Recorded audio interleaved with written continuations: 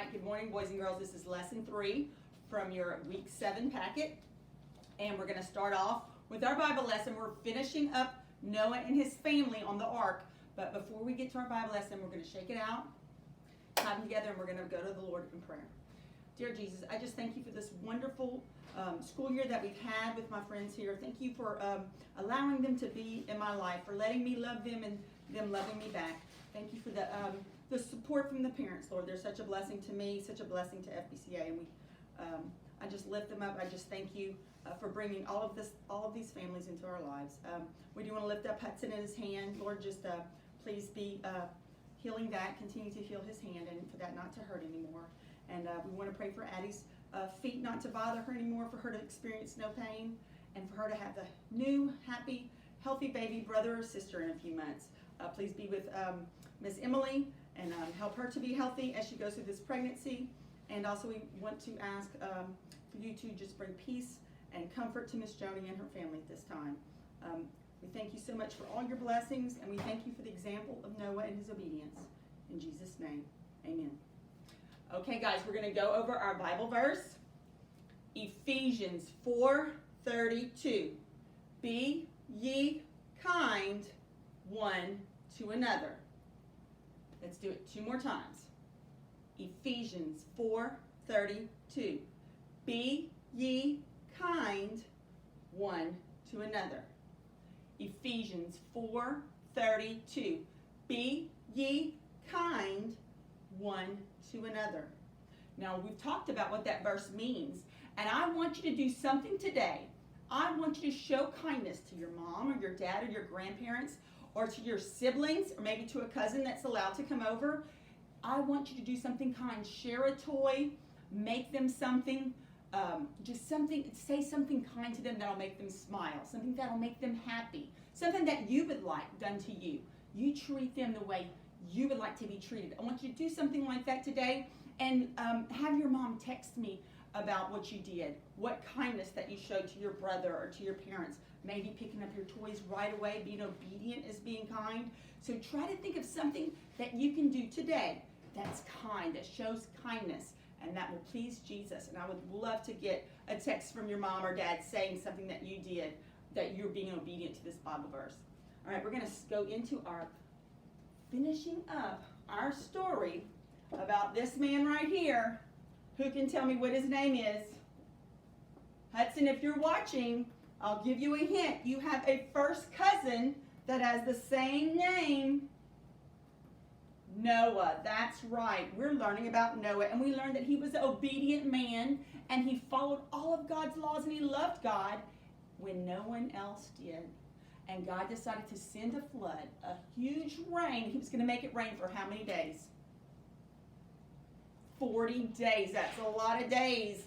He made it rain for 40 days, and rain covered the whole entire world, and everyone that didn't love God all died. Only Noah and his family got to stay alive because God told him to build this boat, this ark, and Noah obeyed God. But who else? Noah, his family, and there were some other things on this boat, some living things. What were they? Animals, that's right. A mommy and daddy of every kind of animal were on this ark. And Noah had food for them, and we talked about how it probably was kind of a stinky ark with all those animals, but Noah had food stored up for them, and they took care of the whole 40 days that it rained. Noah took care of those animals. And then we learned about the raven and the dove, that when the rain stopped after 40 days, Noah sent out a raven and a dove to figure out when the water was starting to go down. And we learned in our last lesson that the last time he sent the dove out, the dove never returned. Why didn't the dove return to Noah? And why was that good news? That's right. The dove didn't return to Noah because the water had gone down so much that he found a tree to make a nest.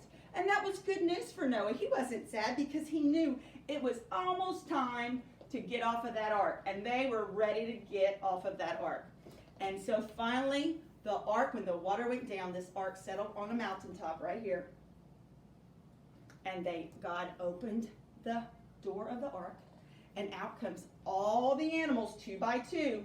Now the world looked a lot different. It was the same world that God created in 7 days, but it looked a lot different. Now I want to ask you, when it rains, what grows really beautifully but needs water and rain to grow?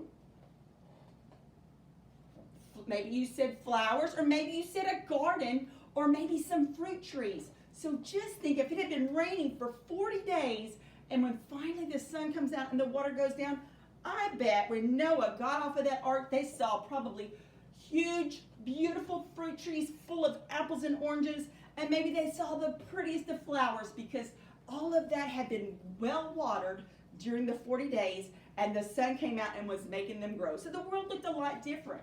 There wasn't as many animals because a lot of the animals had died. Only the animals that were on Noah's ark had made it out safely from the flood, and there was no more people because only Noah and his family survived because they were in the ark.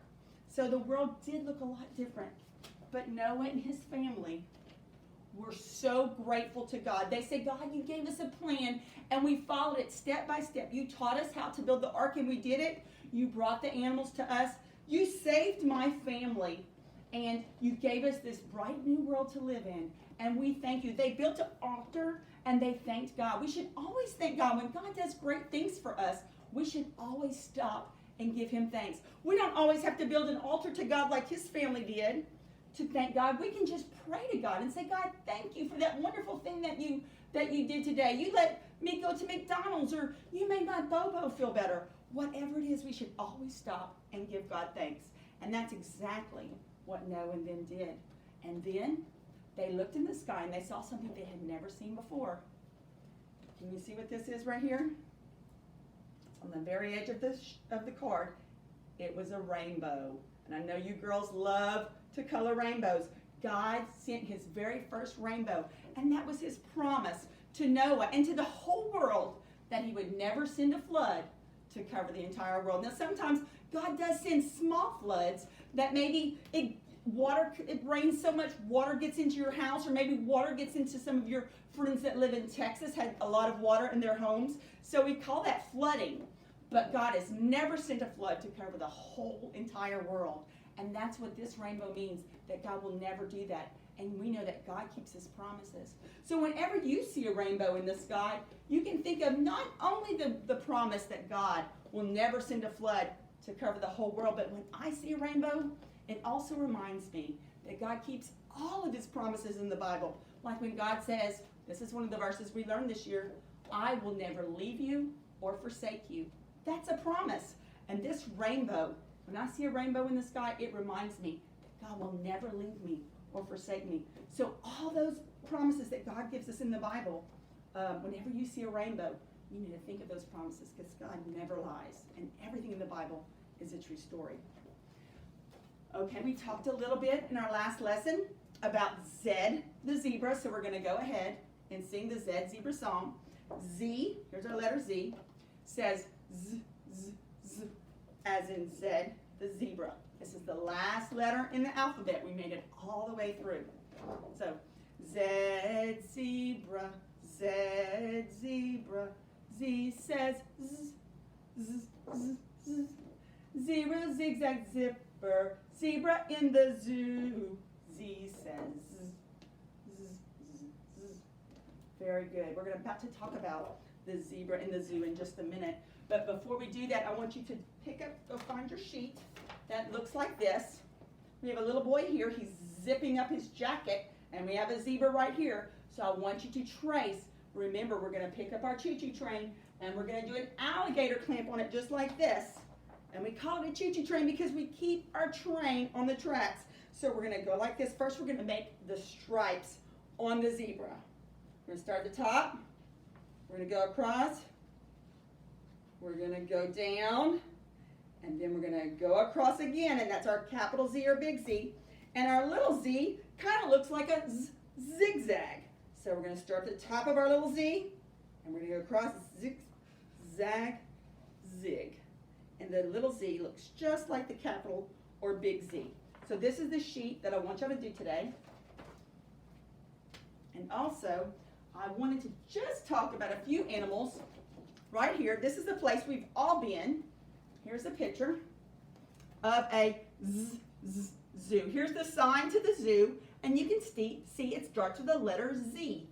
Z says z as in zoo. So I want you all to think really hard about the last time you went to the zoo and what was your favorite animal that you saw. There's all kind of animals that live all over the world, and sometimes the only way we can see some of those animals, since we live in Louisiana, is to go to the zoo and see them. And so right here we have, what's this? A giraffe.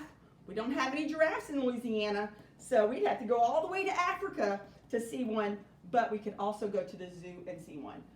Right here we have an ox. We have an elephant. This right here is a wildebeest. And let's see, this is a rhinoceros. I see some ostriches down here. And it's so great to go to the zoo and see all these animals. And we know that they're there for us to see because God saved them. Remember in the story about Noah, God brought a mommy and daddy of every kind of animal you see at the zoo. God brought those to Noah in the ark so that we could go and see his wonderful creations that he made at the zoo. Oh, right here I see something that's pretty ferocious. We learned about this one. We learned about both of these this year. Larry the lion and Timmy the tiger, right here at the zoo. Up there's Zed the zebra and his baby. He's watching over his baby zebra. We learned how God made zebras to be great daddies, and they're always watching and protecting their young. Oh, up here we've got a bear. And we got a moose and a buffalo right here at the zoo. And now on the next zoo sheet, I'm going to show you my favorite animal that I love to go see at the zoo. Right here. Do you know what this is? A gorilla. He is kin to Mickey Monkey. We learned about monkeys. A gorilla is a huge monkey. He belongs to the monkey family. And that's what when I go to the zoo, that's the first place I want to go, is I want to go sit and watch the gorillas. And then we have some adorable pandas right here. What else do we have on this sheet? Oh, we have a Alexander alligator right here at the bottom. So a lot of things at the zoo that we learned about this year when we learned about our alphabet. So we're going to talk about one more thing, and this is a secret craft that I want you to do. So if your mommy is in the room, please ask her politely to leave, because this is a surprise for your mom. It's a craft for your mom. It's going to be in your packet. It's a teacup. So don't ask mom to help you with this craft. Ask daddy or grandma to help you with this. And you're going to take the teacup and you're going to ask grandma or dad to cut it out. And you're going to fold it. And then you're going to color or paint this blue or any color that you want. And then you're going to tape or glue the sides of it right here. There's a little slit right here that you're going to cut. And then you're going to get a tea bag from the kitchen. Get daddy or grandma to help you. And it fits right through this slit. Inside this makes a little pocket, because moms, when they get really stressed or really tired, sometimes when they want to just relax, they like to drink some tea. And so this is like a present for them, because Mother's Day is coming up and we love our moms. So you can make this for them, put the tea bag in it, get dad to help you, and then hide it until Mother's Day. It's coming up on May 10th. And then you give this to them as a present, okay? But don't tell mom, because it's a secret.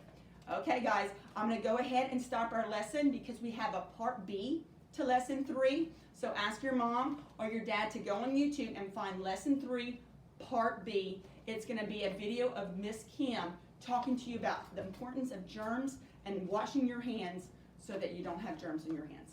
Okay, see you next week.